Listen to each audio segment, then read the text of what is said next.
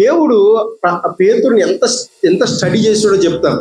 ఒకసారి పన్నులు వసూలు చేసేవారు పేతురు దగ్గరికి వచ్చి, పేతురు మీ గురుగారు మీరు పన్నులు కట్టరా అని అంటే, ఎందుకు కట్టమయ్యా, కడతామని పేతురు వచ్చి యేసు ప్రభు దగ్గర నిలబడగానే, పేతురు పన్నులు కట్టేవారు వచ్చారా, మనం పన్నులు కడదాం, ఇదిగో నువ్వు వెళ్ళి గ్యాలం వేసి చేప దొరుకుతుంది, గ్యాలం వేస్తే చేప దొరుకుతుంది. ఆ చేప నోట్లో షెకేలు ఉన్నాయి.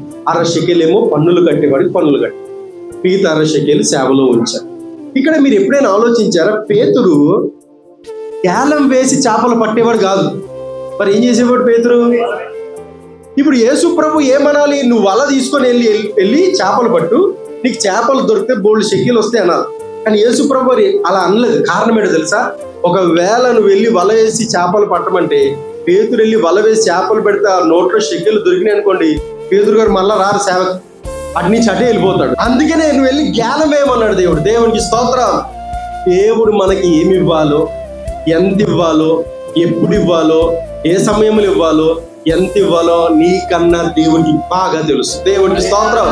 ఒకేసారి ఇచ్చేస్తా నువ్వు దేవుడిని మర్చిపోతావు, మందిరాన్ని మర్చిపోతావు, ప్రార్థన మర్చిపోతావు. కాబట్టి దేవుడు నీకు ఎంత ఇవ్వాలో, ఎప్పుడు ఇవ్వాలో, ఏమి ఇవ్వాలో దేవుడికి బాగా తెలుసు.